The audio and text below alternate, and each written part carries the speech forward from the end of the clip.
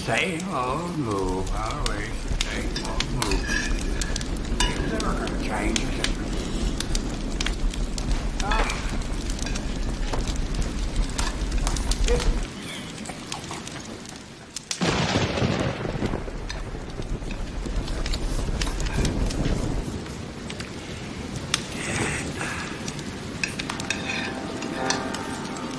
You got to pay or what?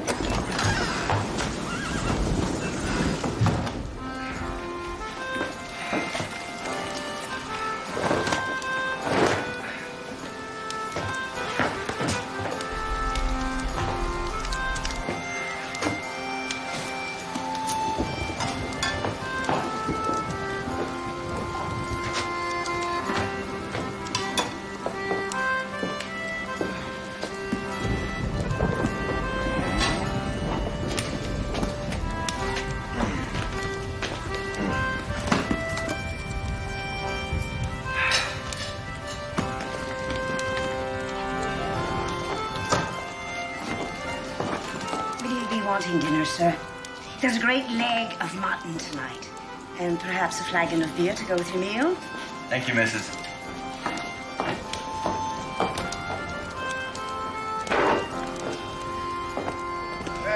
What is it you're doing, mister? Is you going to draw pictures like young Lynn up there? No, sir. It is a kind of journal I keep of my travels. And this seems to be a good night and a good place to catch it up. I'll have your dinner in a thrice, sir. Thank you. Would you like to eat in peace? Just say the word. Not at all. I'm glad of the company. Journal is it? You hear that, boys? He keeps a journal. What is a journal, sir, if you don't mind me asking? I don't mind in the least. It's a kind of diary of stories I hear from people I meet. Oh, hear that? It's stories he wants. Well, you've come to the right place. Have I? Then this ill wind has blown me some good after all. Well, it's blows you into Tarrytown on the Tappan Zee. Tarrytown? Sounds like a sleepy place. Yup. The good Dutch farmers who settled this place used to tarry here over a pint and a pipe and swap tall tales on market day. That's how the town got its name. What are you going to do with all these stories? More what I hope to do, sir. It is my ambition to publish a book of them someday. A book? A book? Thank you, my good woman. My pleasure, sir. Oh, and if I may, I'd be careful putting anything this lot has to say in any book. What do you want to make a book for? The good old tall tales was best told out loud the way we heard them. A fair question, sir. It's going on 50 years and more even since the war. And the stories people tell of those times will all soon be forgotten if we don't write them down. He's got a point there. When we're gone, who'll be left to tell any tales at all? I can't even remember my name. Well, I'd be glad to stand around for the pleasure of hearing any tales you do remember. My own father was one of the men that hung Major Andre from the tulip tree right here in Sleepy Hollow. I remember very well. He was a British spy pretending he was sent here by General Washington himself. Well, sir, my father seen that he was wearing British officer boots, and they had a good look at his pockets, and they come up with a note written by that traitor, Benedict Arnold. Well, sir, they frog marched him right over to the tulip tree, and they strung him up right there. Would you like to hear that tale? I would indeed. You just did. And an excellent tale it is, thank you. It weren't the tulip tree, it was the old oak. And how would you know it? Your pap wasn't there, was he? Oh, no, he weren't. But I was there myself. Not 17 yet. Was in the fall of 76. When I told it was a true tale, now that you stuck your oar in it, it's just nothing but another tall tale. I'd gladly give you paper from my journal. If you'd show me what you've been drawing all this time on that scrap of butcher's paper.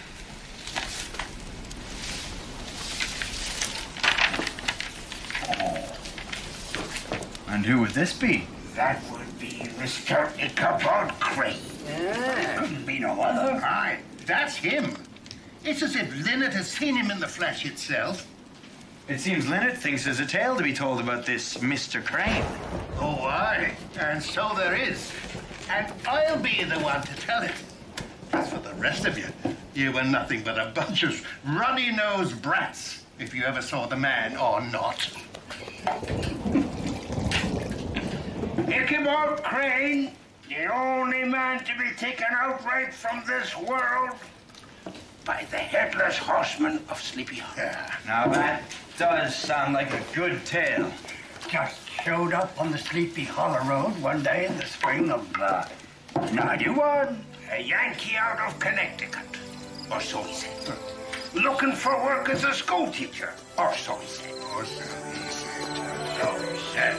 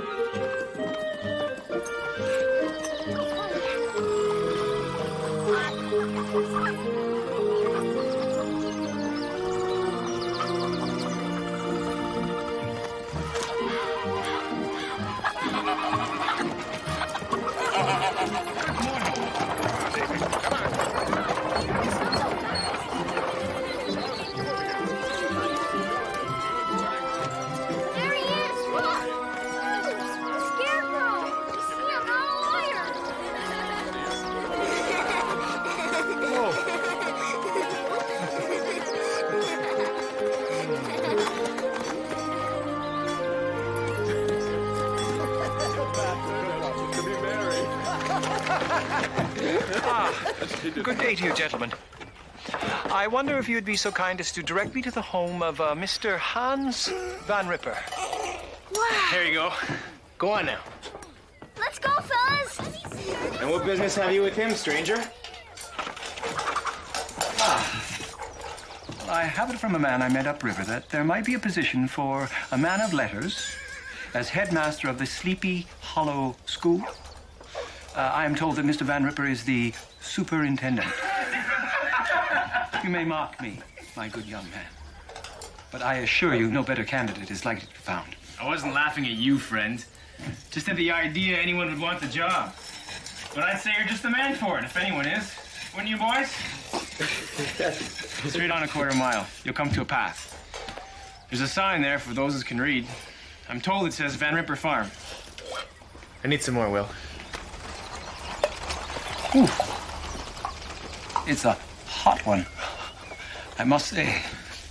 No doubt that is the famous Dutch ale of these parts that you're enjoying there. Best beer this side of Amsterdam. You don't suppose you could make me the loan of the price of a glass? I'd be only too happy to repay you once I've had my salary. Well, no, I'd be glad to. Except I'd hate to send you on your way with the devil brew on your breath. Old Van Ripper's got no use for a man who takes any pleasure in life, if you take my meaning. Well, I thank you for your wise counsel, young man, but surely a glass of beer on a hot day would not offend him. Suit yourself, mister. But I wouldn't tarry if I was you. You don't want to be stumbling around Sleepy Hollow after dark. There's all manner of spooks and sprites in these woods. Ah, yes, the local imps and goblins. Well, this wouldn't be the first town I've been to that prides itself on such superstitions. Although I've found it's usually only the local townsfolk who ever see any of them. Maybe so. But you ain't never been in Sleepy Hollow before.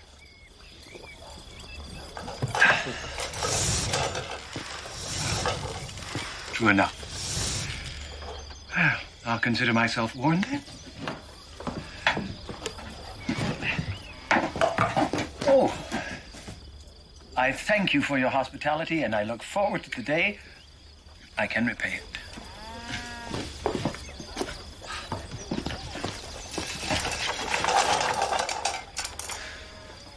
Fancies himself, don't he, boys? Yeah.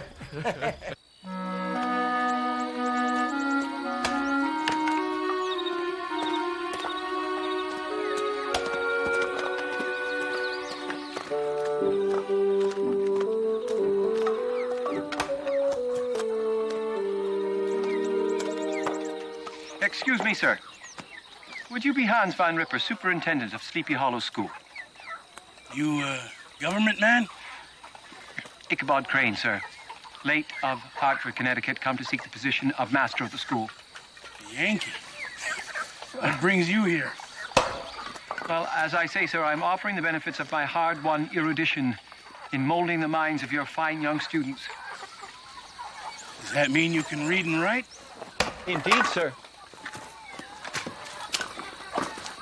Now, here I have Mr. Noel Webster's speller, and a primer of arithmetic, and the Scottish Psaltery and Chorister consisting of the Psalms by the inestimable Mr. Thomas Sternhold, and lastly, my most cherished possession, the Reverend Cotton Mather's History of Witchcraft in New England.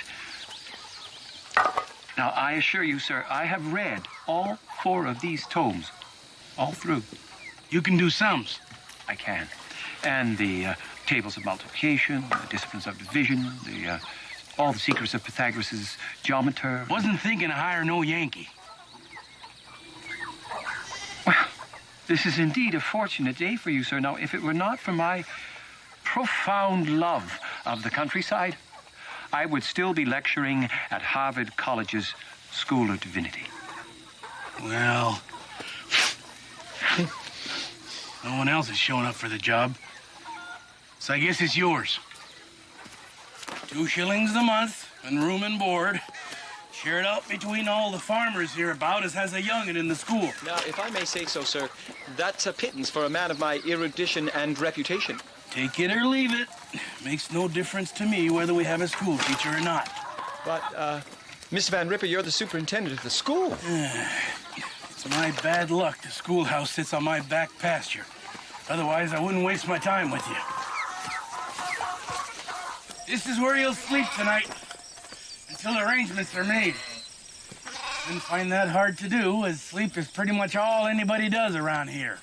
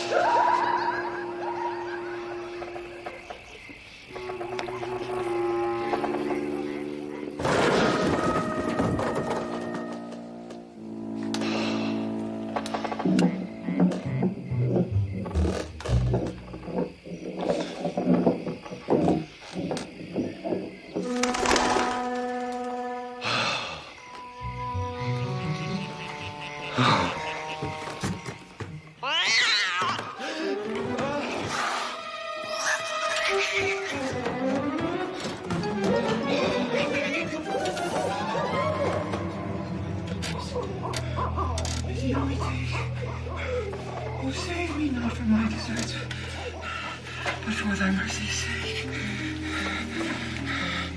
So grievous is my plaint and moan, that I was wondrous faint. All the night long I wash my bed with tears of my complaint.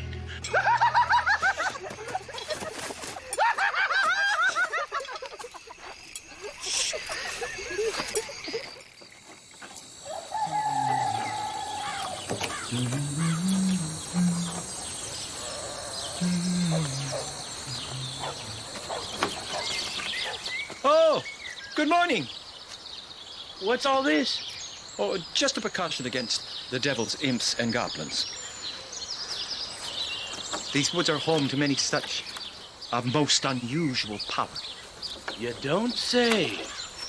Oh, but you need not fret yourself. Thanks to the Reverend Cotton Mather, my knowledge of their ways is more than sufficient to the task. Oh.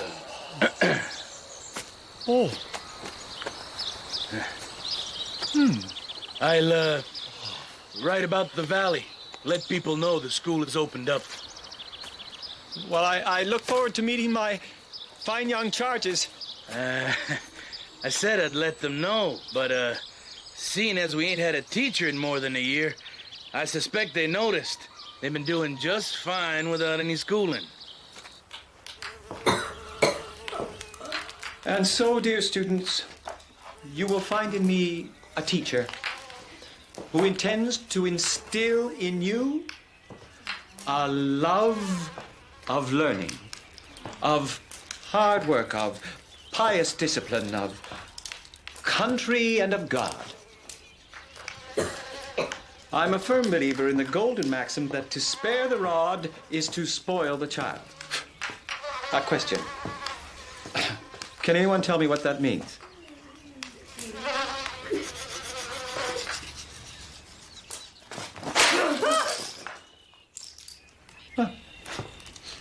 Well, now then. We will begin with spelling. Why must we learn to spell correctly what we speak and write? Well, here's how the great man himself explains it. To diffuse a uniformity and purity of language in America, to destroy the provincial prejudices that originate in the trifling differences of dialect, and produce a reciprocal ridicule. Can anyone tell me what that means? He means that by learning proper spelling and pronunciation, that no one will laugh at you when you travel away from Sleepy Hollow. Is that clear? Yes. Ernest. If we don't ever mean to leave Sleepy Hollow, does that mean we don't have to go to school?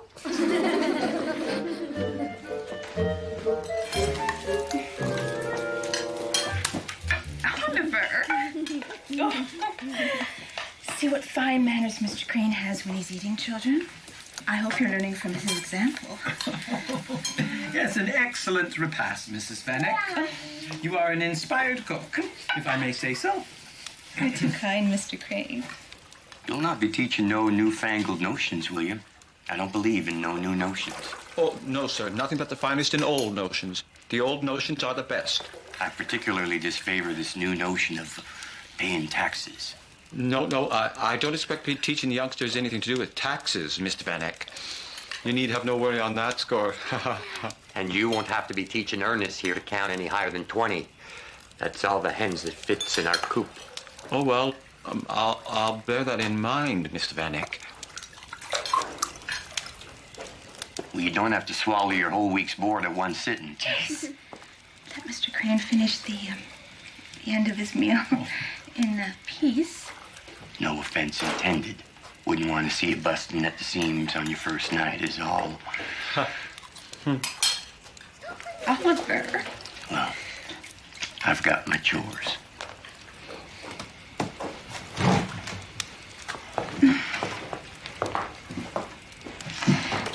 You'll have to excuse my husband's country manners, Mr. Crane.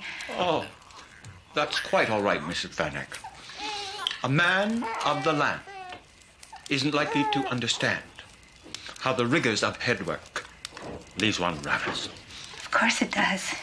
Oh, perhaps I should go fetch my things before it gets too dark. Oh, my. Are you sure you want to go back on dark? Oh, fear not on my behalf, Mrs. Van Eck. thanks to my deep study of the Reverend Cotton Mather's works. Have no fear of the evil that thrives in darkness.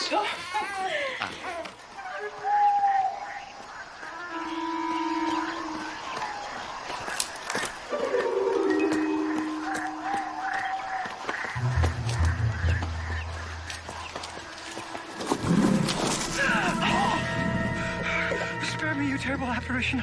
I did not mean to mock you. Cast me not into the pit, I beg you.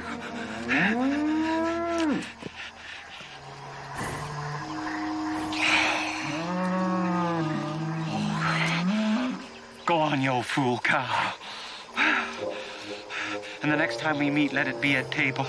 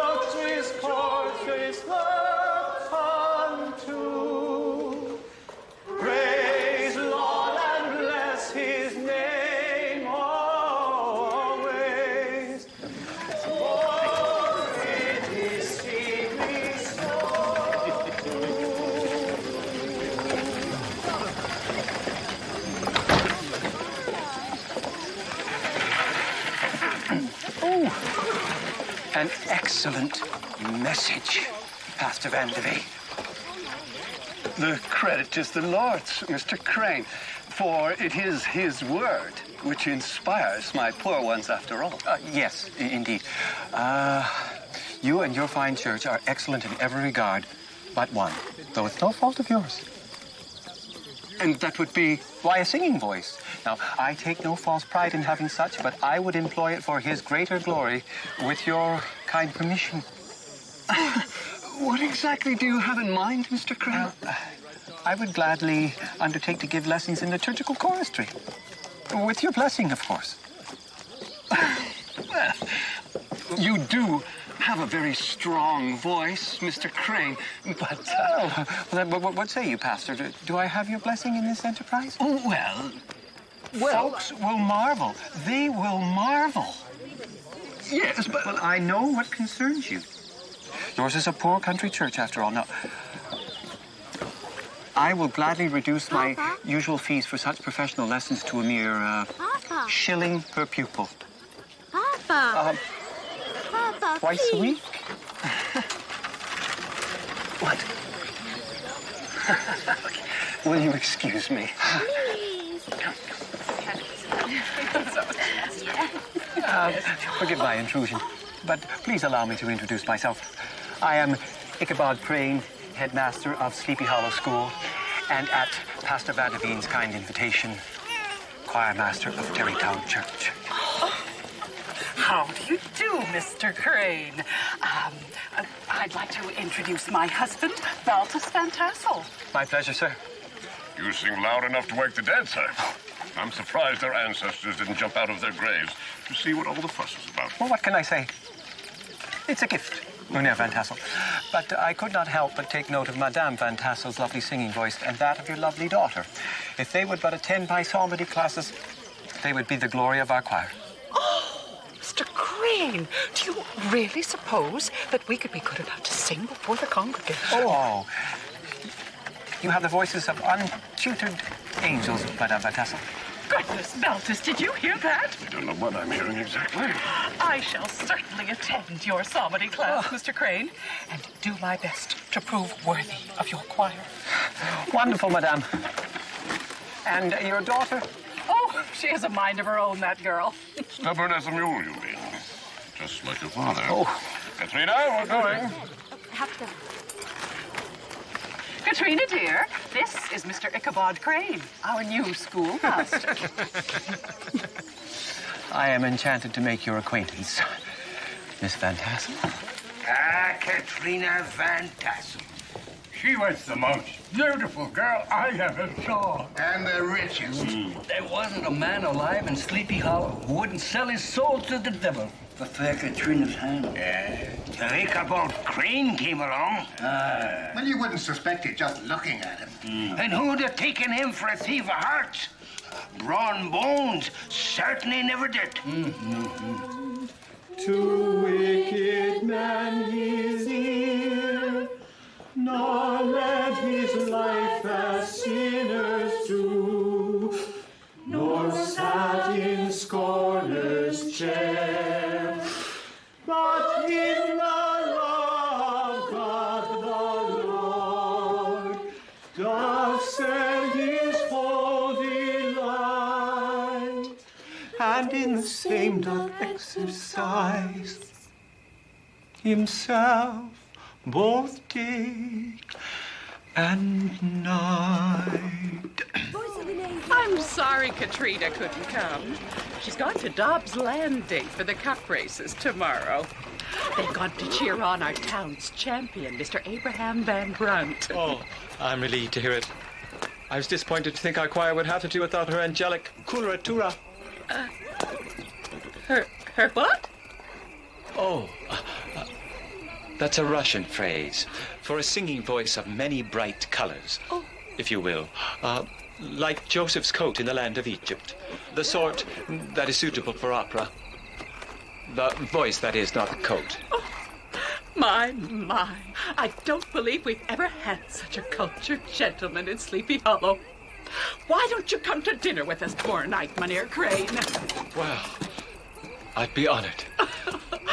Wait till I tell Katrina she sings in colors. Good night, Mynheer Crane.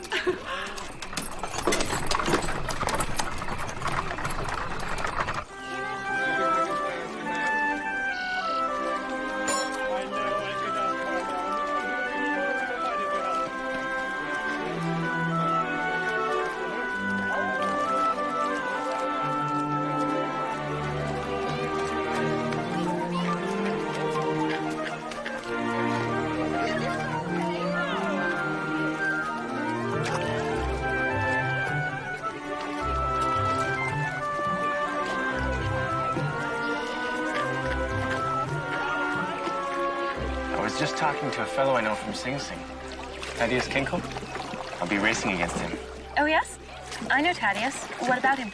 He told me he's leaving for the Ohio Territories in a week. Rom, I thought we weren't going to talk about this anymore. Katrina, he's a year younger than me. There are men even younger that have made their fortunes farming out west. There's no limit to what a man can do out there if he's got a strong back and a good wife. Rom, please. You know how I feel about it. Why do you bring it up again? What about how I feel? Opportunity's passing me by. This is a once-in-a-lifetime chance. But I can't go with you. I won't. I don't understand, Katrina. I thought you wanted more out of life than just Sleepy Hollow. I do want more, not less. I want to see the civilized world, not the primitive wilderness. I want to see Amsterdam and attend concerts and see the fashions and the great museums. And I want to come home again to the beautiful farm my parents have spent their lives building. Rom, I am their only heir. I can't just turn my back on them. Why do you have to go to Ohio to make a fortune? Is my father's farm not enough for you? I want to make my own way, Katrina. I don't want your father's fortune. I want to make one of my own. A greater fortune than he or anyone in Sleepy Hollow ever dreamed of. If you loved me, you wouldn't say that. You wouldn't want to drag me off to live like a savage. But I do love you, and I'm saying it. This is a great country. The land of liberty. Just waiting for men like me to go out and settle it. Please row me to shore, Brum.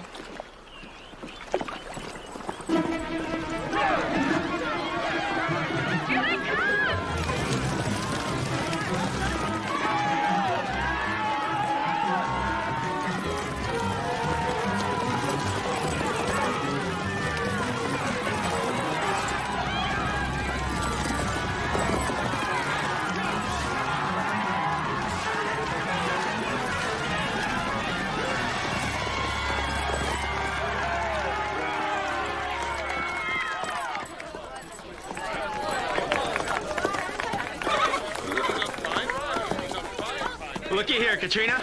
Another cup for me and Daredevil. This is for you. I think it would be inappropriate to accept such a gift from a friend. Wouldn't you say, Pastor Van der Veen? What? Oh, yes, I suppose. Silver, is it? Yes, yes. Well, very valuable, then. It would signify, wouldn't it, dear? Indeed it would. A gift of silver signifies. Mere friends of courting age do not exchange such gifts. It's just a prize for a horse race. Then perhaps you should give it to your horse.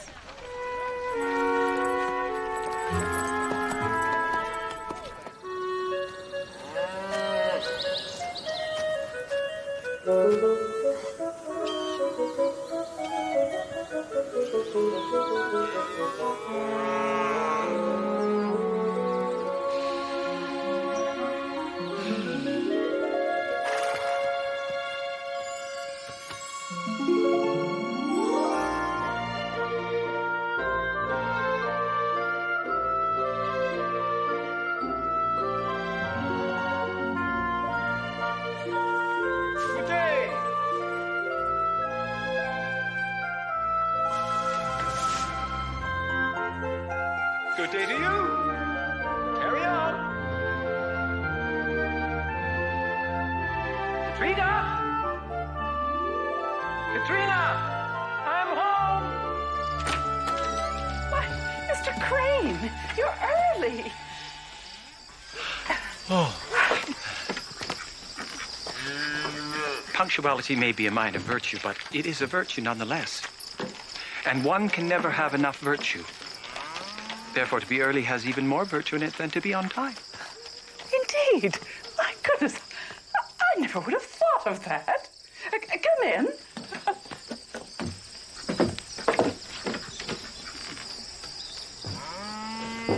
At least he didn't show up for breakfast. He might have ascended straight up into heaven. Oh, Balthus. Do come in, Mr. Crane.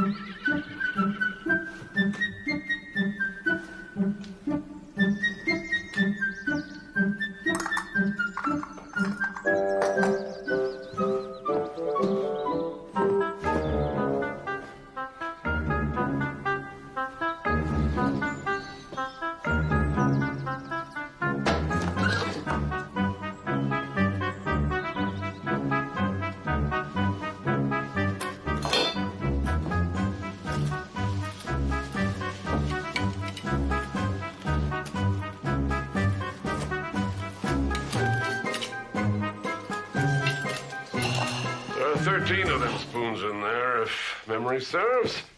Oh, well, I was just admiring the quality of the workmanship.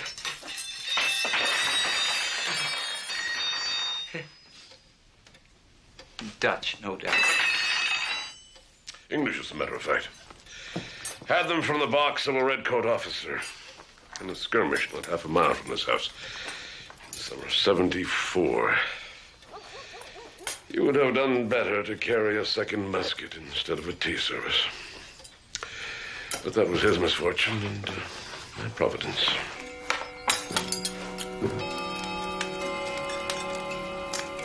An excellent repast, Mrs. Van Tassel. You are an inspired cook, if I may say so.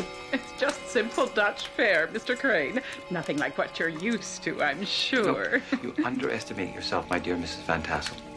I have eaten in some of the finest homes in Boston, and the cuisine does not compare with yours. Oh, well, you're kind to say so. I'm sure the conversation was much more lively and interesting. It's pitch black out already, Amelia. Do you want him running into the Headless Horseman? Oh, dear. Where has the time gone? The Headless Horseman. Balthus, you must see Mr. Crane home in the carriage. You won't catch me on that road after dark.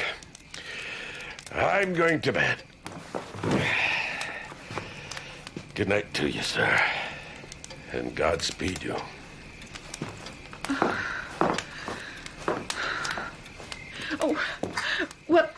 stay with us the night, Mr. Crane. We have plenty of room. If you wouldn't mind, Mrs. Van Tassel, perhaps you could tell me what you're referring to. Oh, the Headless Horseman. He was a Hessian mercenary who has tormented our little town ever since the day he was killed. Tormented? I'm afraid so. It was in a skirmish right here in Sleepy Hollow on the night of the full harvest moon. Many of our men were there that night, and they swear to a man that it's true. They induced a Hessian captain to turn his coat and lead them against the British for a pack of gold coins. A British frigate had landed a force of infantry upon the shore, intent on taking Sleepy Hollow. The Hessian captain organized our defense. He was leading the charge against the invaders when a round of British grape shot struck him in his head and carried it clean off his shoulders. Legend has it that at that moment, the full moon turned red as blood. But the headless body of that captain rode on without its head, sword still upraised, straight into the British lines.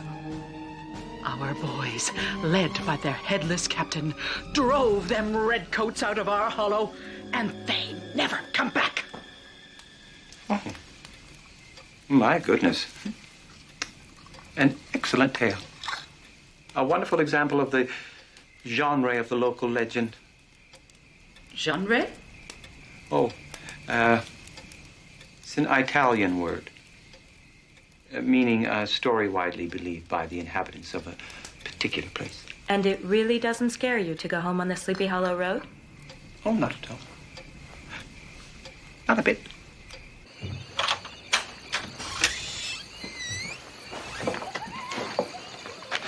It's gratifying to meet a man who doesn't believe all these silly superstitions and isn't afraid to say so. What? Oh, yes. Certainly not. I don't believe them either, but I have to pretend to.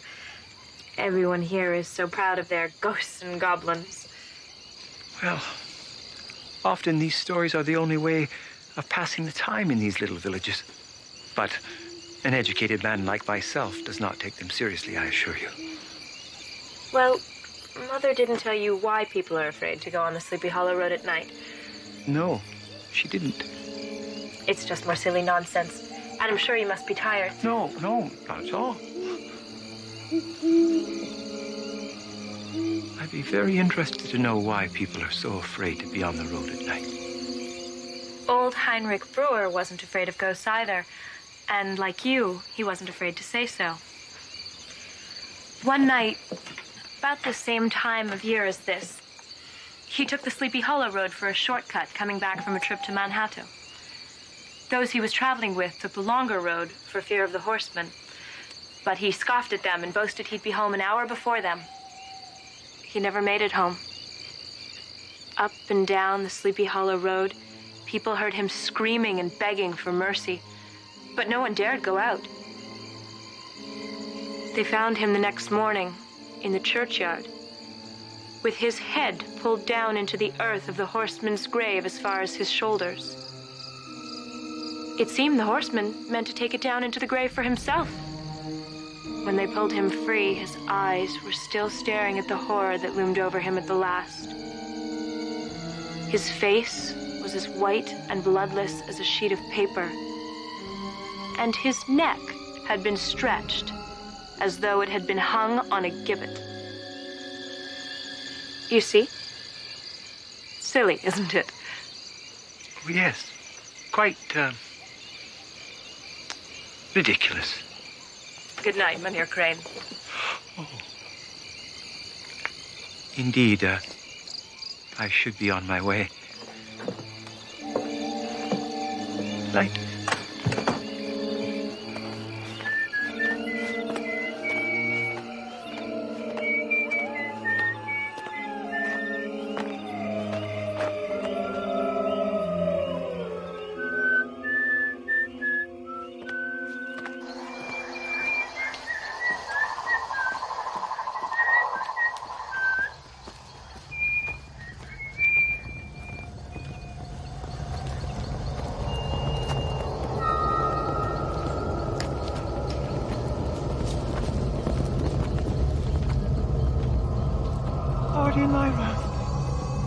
Prove me not though I deserve thine ire.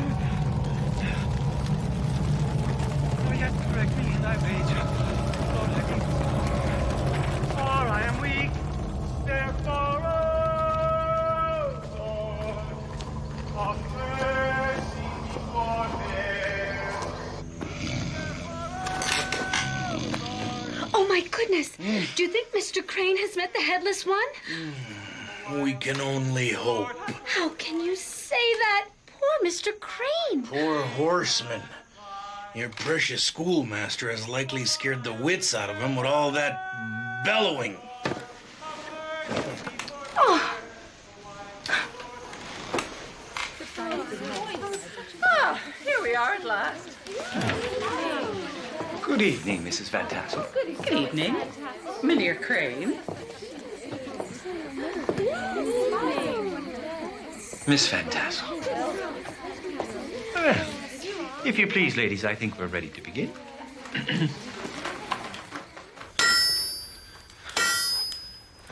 Who does he think he is? I heard it was her mama's idea to have him for dinner, not Katrina's. I'll tell you who he is. He's a weasel who thinks that all he needs to do is get his foot in the door to steal my girl. What are you gonna do?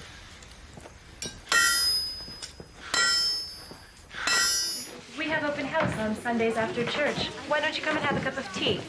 That would be all right, wouldn't it, Mother? Of course it would. You're always welcome, Mr. Crane. My pleasure. There goes Brom Bones and his gang off for another night of carousing. Will that boy ever grow up? Not in my lifetime. If I may say, Miss Van Tassel, you demonstrated wisdom and a maturity far beyond your tender years. Good night, Mynheer Crane. Well, sir, the news about Brom and Katrina went round Sleepy Hollow like a brush fire in a drought. It seemed that every marriageable man from 16 to 60 was ready to try his luck. Damn fools, every one of them.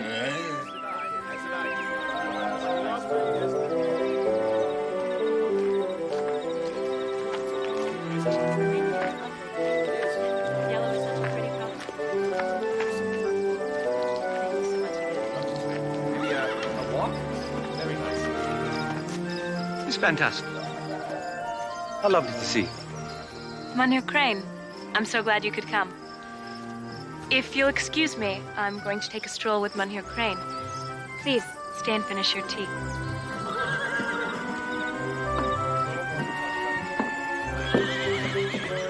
Mrs. Van Tassel, do you not object to your daughter strolling with that man? In my experience, ducks and geese are foolish creatures who need to be looked after, but your Katrina can take care of herself. I can hardly believe something like that. I assure you it is true, Miss Van Tassel. Confirmed by experiment both here and in Europe. The world spins like a top, and half of every day we are topsy-turvy whether we know it or not. But I thought the world is like a ball. Or else how could it spin so smoothly? Like a ball, Miss Van Tassel. Does not a child's top spin, yet it is not a ball. Do you mean to say that the world is like a top? Well, the learned men of science are divided on this point. Well, some think as I do, while others, who perhaps have not studied the matter as deeply, feel it is more like a spinning wheel.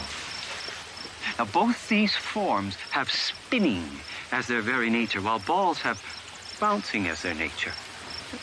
Spinning, bouncing, very different. You stir a yearning in me, Mynheer Crane. I do. I thirst for knowledge.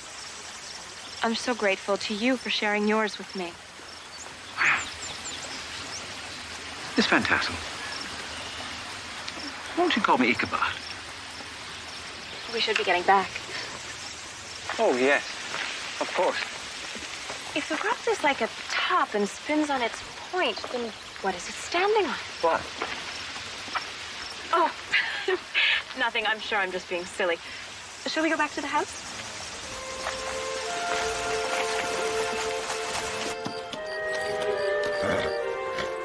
Katrina!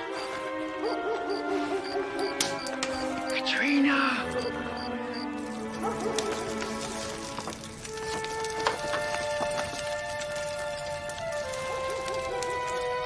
If you had your choice of anywhere in the world to travel to, Bud, where would you go? Well, there's nowhere else I'd rather be than right here in Sleepy Hollow. I'm quite serious. Wouldn't you like to travel?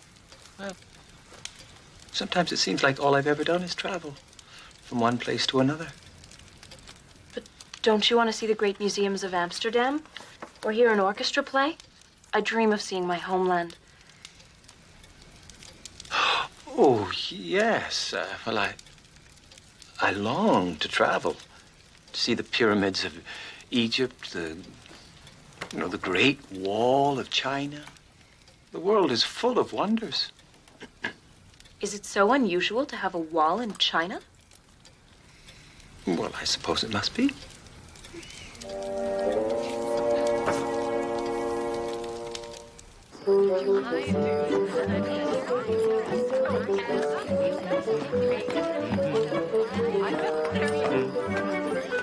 Lady?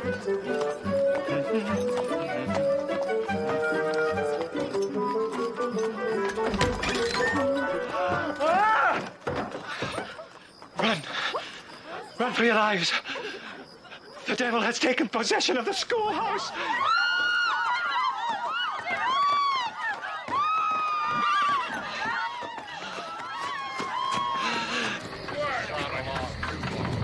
What are you at the window? Put an end to this now. Over here, in here. Let's see what this is right now. You go ahead. All right. I'll go first.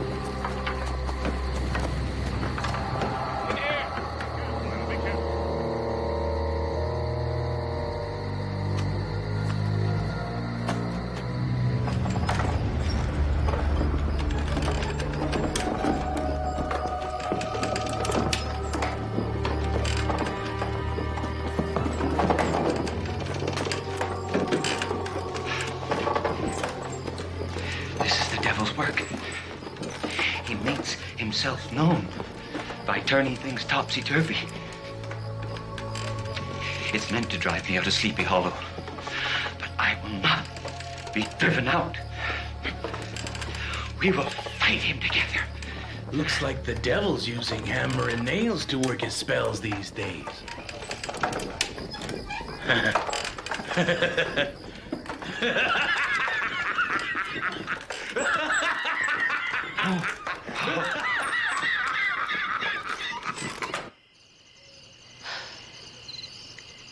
Ichabod, if you were me, what would you do with your life?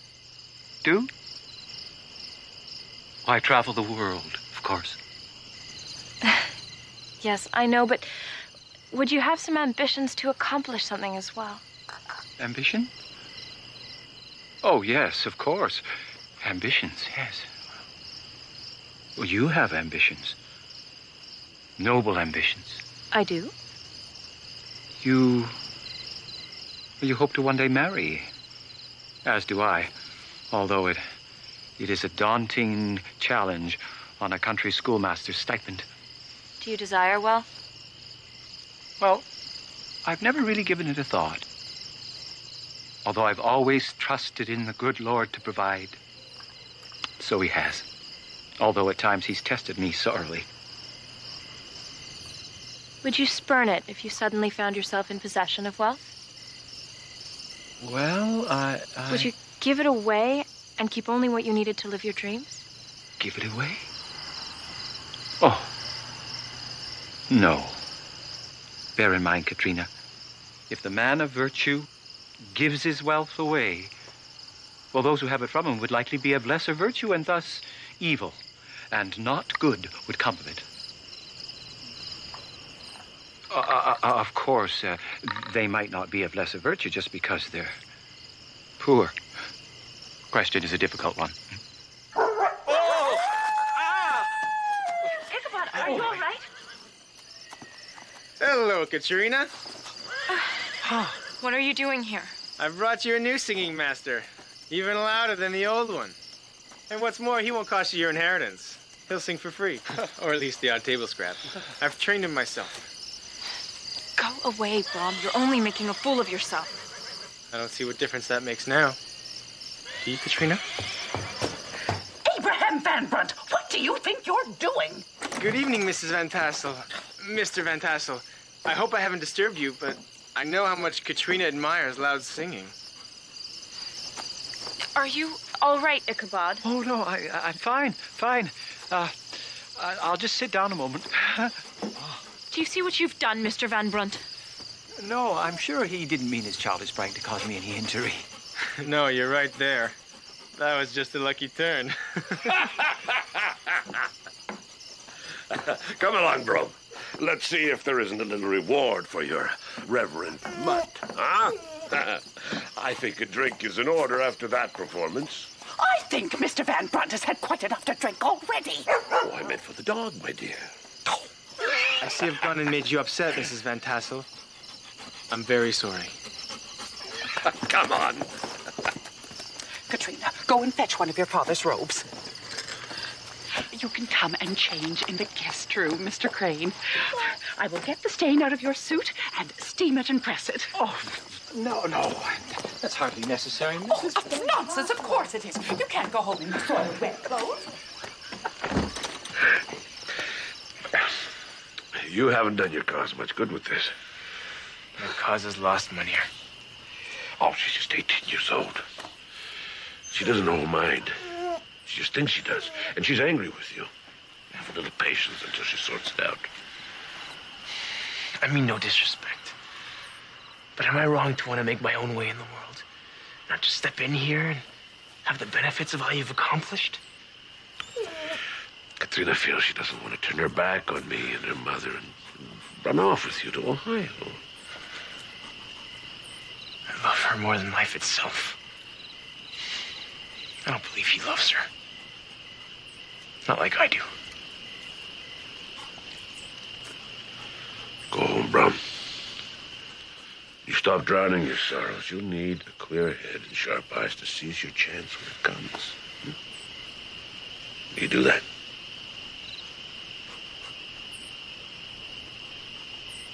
I will.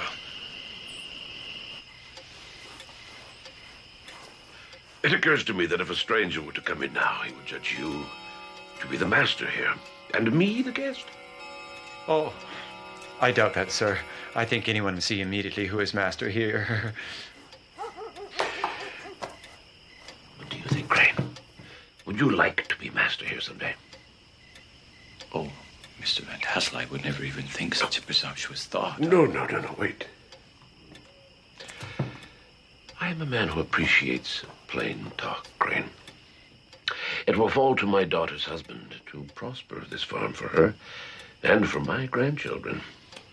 Do you think that you could learn to manage Van Tassel Farm? Well, I will speak plainly, Mr. Van Tassel. I've no experience farming, but I would devote myself to the study of agriculture and animal husbandry. And you would be content to give up all this bookishness and be a farmer? Without hesitation. And these fancies of Katrina's? Culture and travel and book learning and so forth? We're both men of the world, sir. These are the immature, romantic fantasies of a young and sheltered girl. Oh, I'm certain that once she's presented you with a grandchild, she will put all these foolish dreams behind her.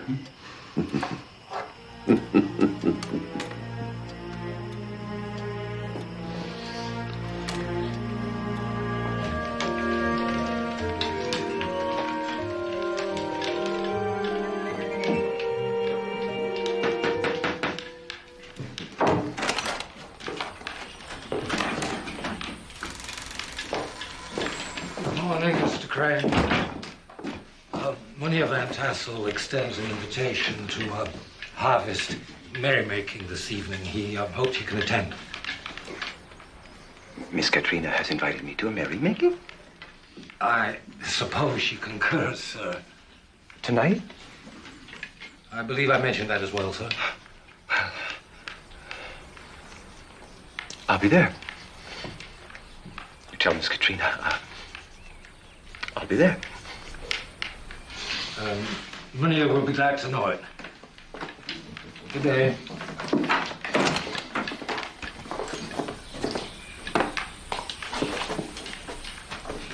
School? School is dismissed.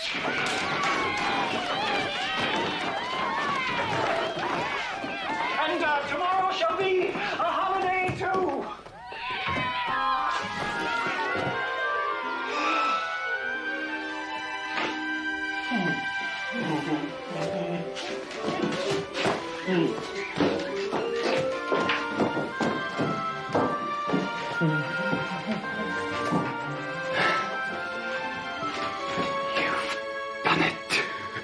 Mynheer Crane, you, devil, you. There is only one reason for this merrymaking. She doesn't want to wait any longer, and neither do her parents.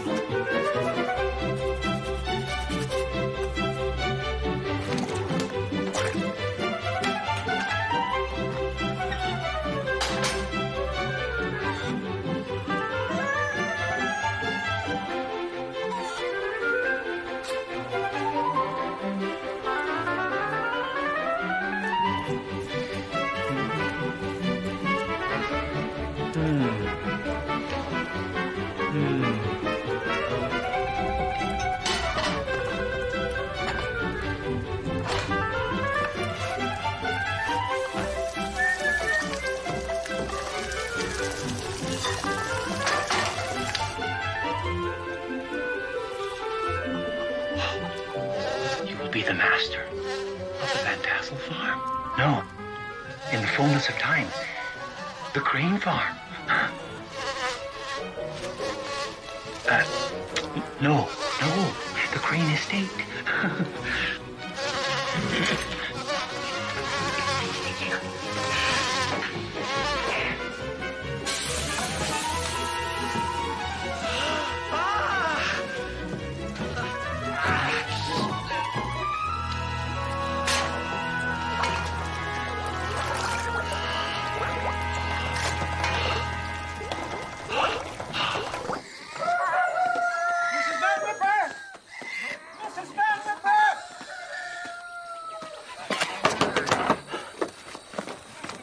Mrs. Van Ripper! Mr. Crane! What on earth has happened? Mrs. Van Ripper, I am beset by Satan's imps. They have ruined my only suit of clothes and set a plague of locusts upon me. You must help me. Calm yourself. Sit down here on the porch and wait a minute.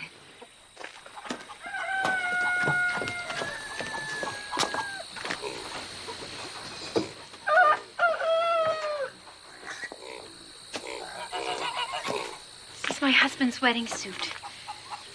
It was quite a bit thinner then, but not much taller, I'm afraid. But it's the best I can do.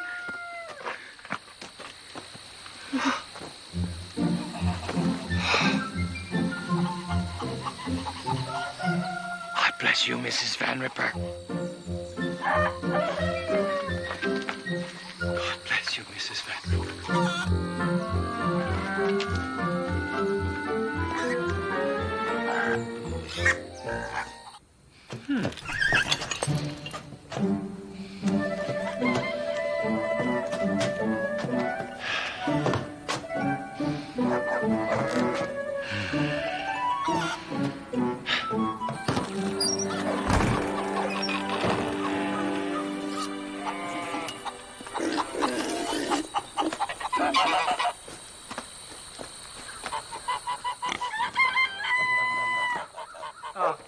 Miss Van Ripper, I hope you don't mind my making the loan of your wedding suit for the evening. You can keep it for all it matters to me. I'm not planning on marrying again anytime soon. No. This may be a good omen after all. Oh. If my hopes are fulfilled tonight, I may ask for the loan of this suit once more for the purpose it was made for. Oh, could I ask one further favor of you, my dear superintendent? Don't lend money. Oh, no, not money, sir. No, only the use of a horse for the evening. A horse? Well, I must make a proper impression. I'm the guest of honor. My, guest of honor. Moving up in the world, aren't you, Mr. Crane? Well, what do you say, Mr. Van Ripper? Will you let me have a horse? Well, you can have my plow horse, Gunpowder. He may be too old to pull a plow anymore, but he can still be mean as the devil. Thank you, sir. Mr. Van Ripper, I will never forget your kindness. And in years to come, you will see that Ichabod Crane knows how to treat his friends.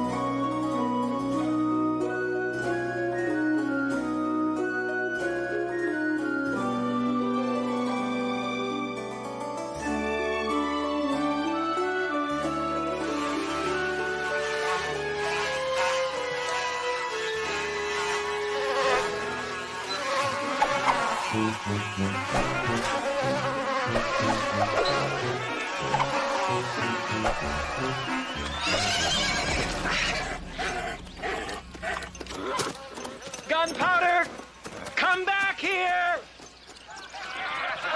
Right now!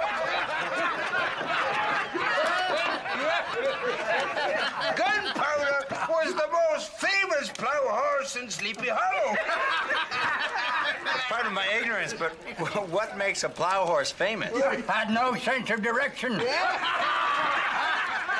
Gunpowder plowed a field, it looked like the pattern on a patchwork quilt.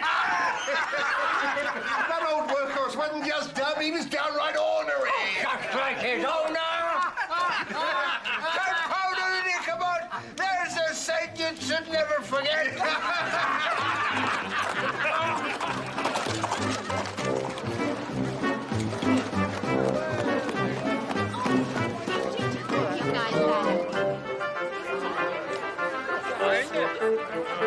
Look at that. What is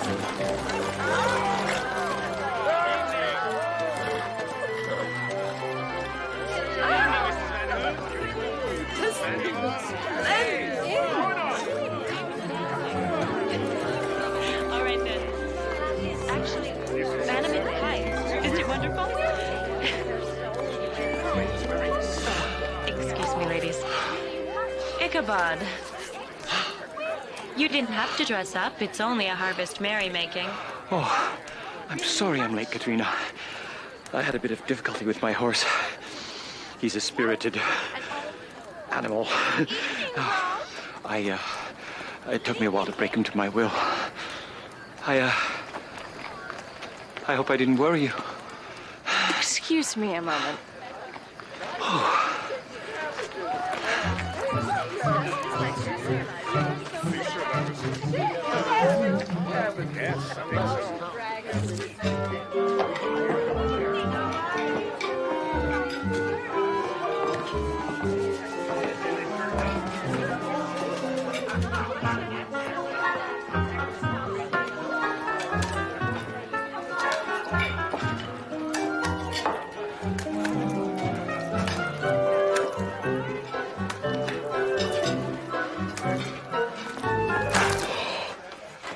Have we missed anything?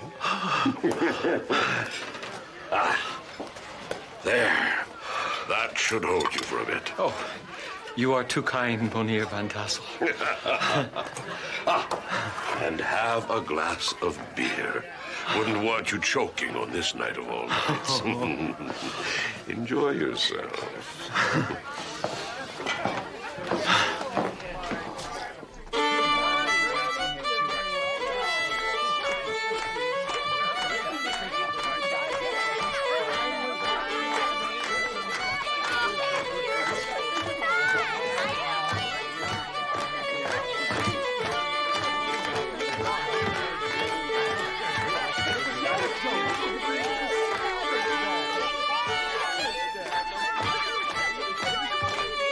Come on, Katrina, let's dance. No, thank you.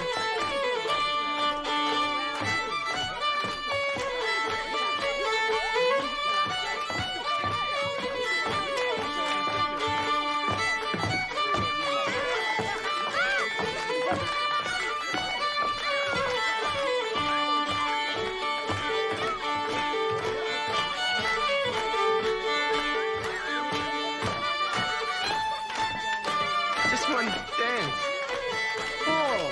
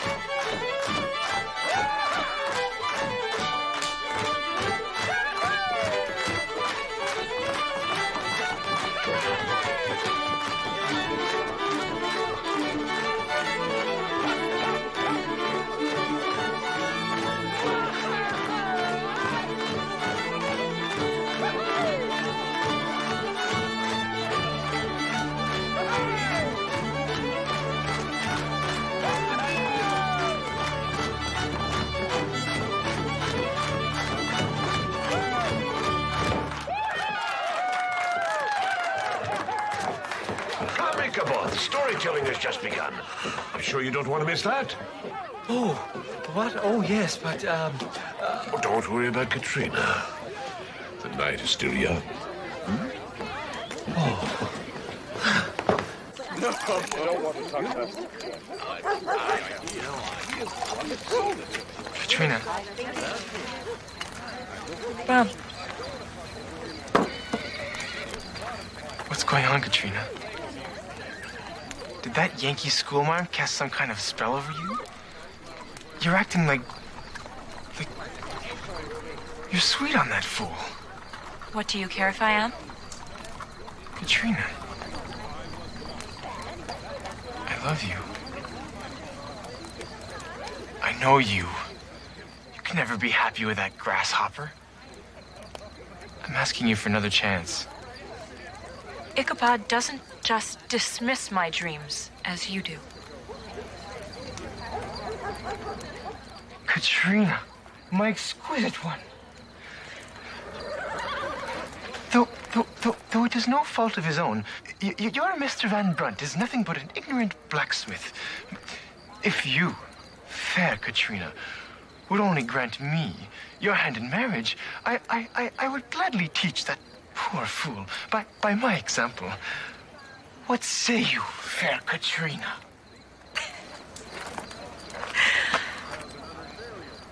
I'm going inside. Are you coming? You going ahead. I'll be along.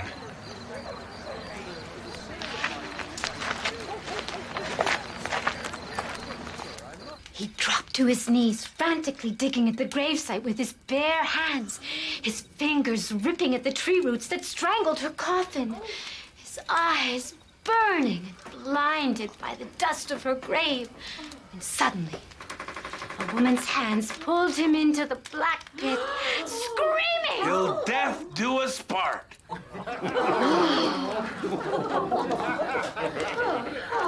Well, good wife, let's have the story of the Headless Horseman for our honored guest. No one tells it like you do.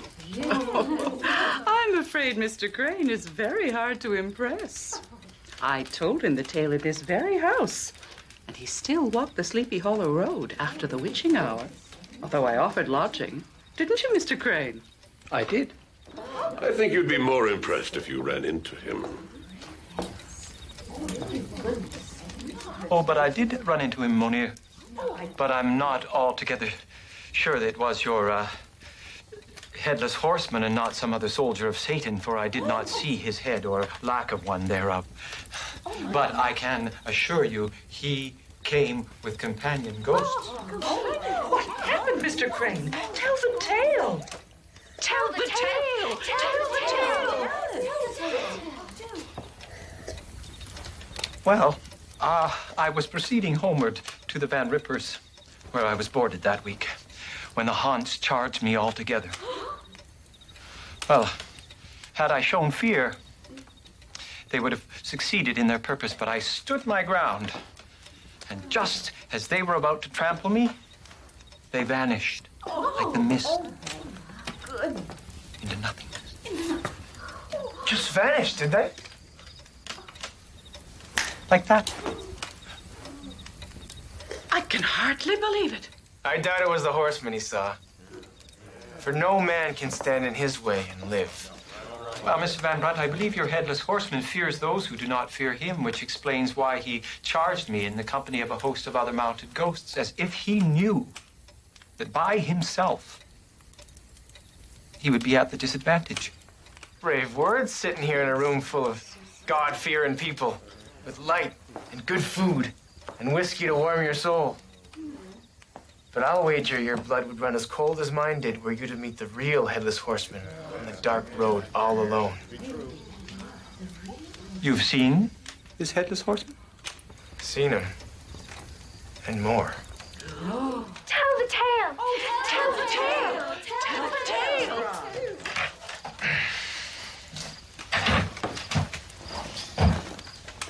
I was returning home from a name day celebration for my uncle in Sing Sing. Though it was well past the witching hour, we came along the Sleepy Hollow Road to save us an hour more of riding. Some say I was foolish taking the chance, knowing what the horseman done to Brewer. But I had never spoken disrespectful of him, and me and Daredevil could outrun and outride any man or ghost. Or so I thought. And so it was, that as we come to Major Andre's tree, Daredevil pulled up in his gallop and reared up so high he nearly thrown me down. And there before me, with the bright red moon behind him, sat the headless horseman in the middle of the road. He didn't move. So I started Daredevil at a gentle trot toward him, thinking I could dash through the stream around him and make a run for my life. I knew me and Daredevil could do it. But as we came abreast, he drew his sword from his scabbard and raised it high, and then he swung it around to take my head. If I hadn't ducked down, he would have sliced it clean off with his fiery sword. Well, sir, me and Daredevil rerun like we never run before. But that devil horse was breathing fire on Daredevil's rump, and that sword was flashing and slashing through the dark, an inch from the back of my neck. We both knew what it was we were up against. We run, I tell you, but never did we gain a stride on our pursuer. I kicked that horse of mine like I never kicked him for or since, and he knew what it was I wanted. All we had to do was get across the log bridge, through the churchyard, and past the Hessian's grave. But as we come to the edge of the stream, I felt a blackness cover me and Daredevil. So thick I couldn't see my hand in front of my face. And then all of a sudden, there he was. in front of me across the stream. He passed right through me. I knew then it was all over. He could do with me what he wanted. I closed my eyes and waited for the blow.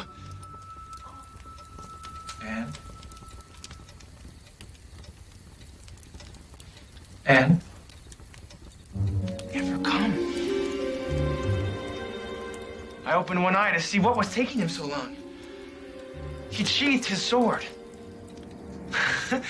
And if he had a head, I had a feeling it'd be smiling.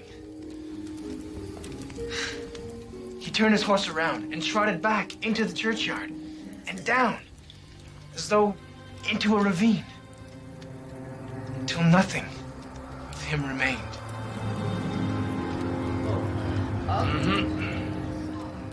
But I'm just an ignorant blacksmith, without any of the education Mr. Crane boasts of.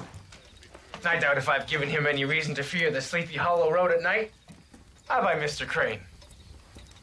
Indeed, though the tale you tell is terrifying, to be sure, Mr. Van Brunt.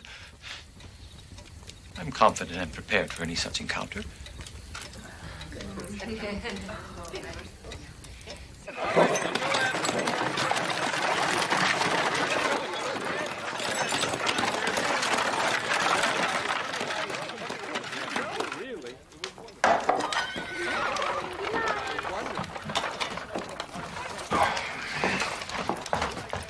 Still here, Ichabod?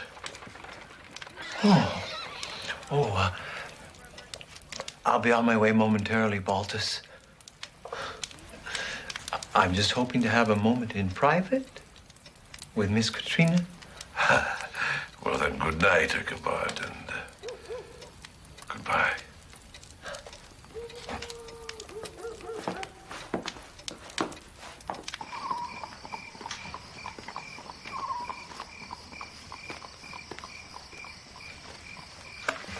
Here you are, Katrina. Ichabod, I thought you would have been on your way by now. There's something I've been meaning to ask you all evening long, and I think the moment has come.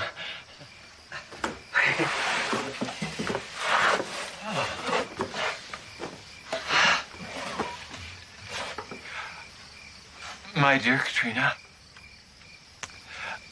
I believe you know what I wish to say. I believe you know what is in my heart. I believe I do, yes. My darling, I am prepared to give up my lifelong study of the mysteries of the invisible world, all for you. All I ask for nothing but your dear hand in marriage, that I may be your husband and protector, your helpmeet and mentor, your guide and teacher. You care nothing for me. I doubt if you care for anyone but yourself. What did you say, my dear Katrina? All you care about is my father's property and wealth. You put such thoughts into your head. Is it Brom that poisoned your mind against me? Brom may have no education, but he does love me. It's me he wanted. Only me. But Katrina, you accuse me unjustly. I swear by all that's holy. Careful, Mr. Crane. To swear falsely by all that's holy is to invite damnation. Katrina, how could you think me capable of such a thing? We are both men of the world, sir. These are the immature, romantic fantasies of a young and sheltered girl. I'm sure once she has presented you with a grandchild, she will put all such foolish dreams behind her. You are a hypocrite, Mr. Crane. Now I suggest you be on your way. Good night, and please don't call on me again.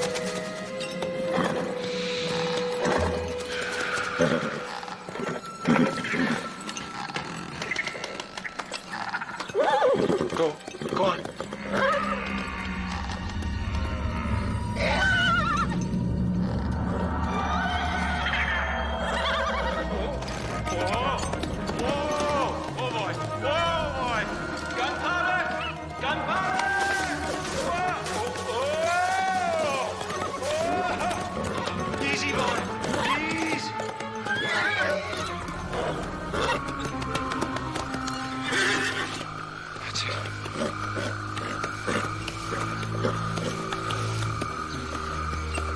It's just a trick of the moonlight.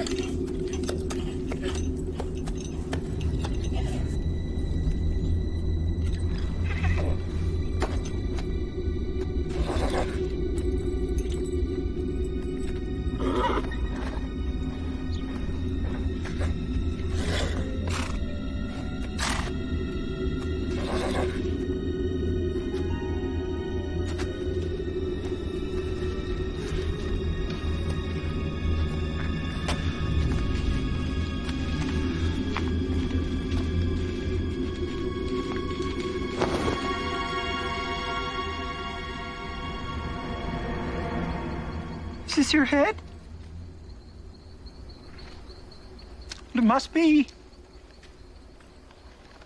It's full of mush.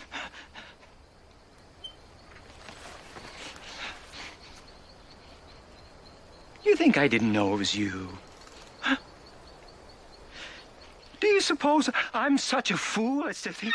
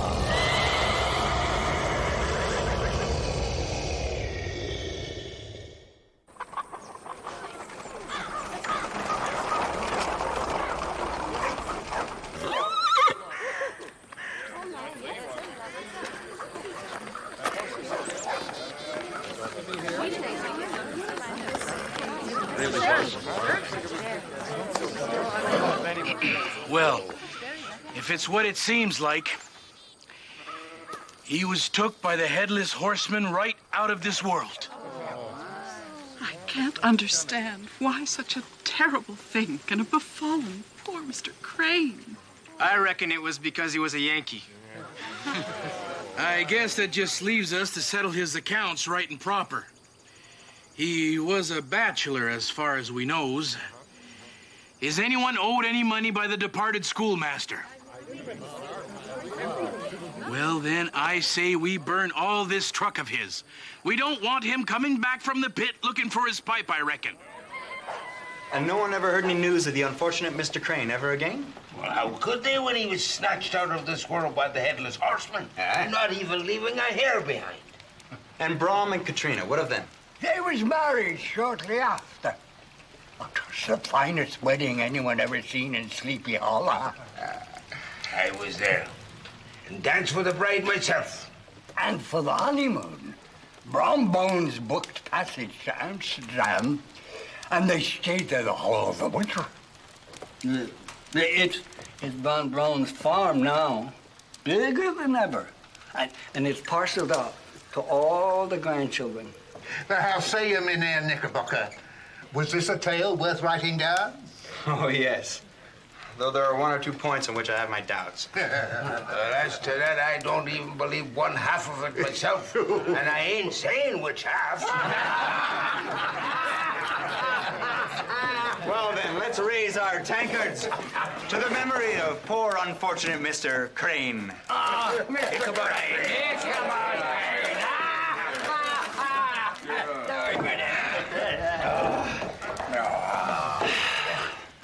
Why, that's the departed widow Jacobs, with a living child in her arms. Now, that's a tale. Not too long a one, I hope.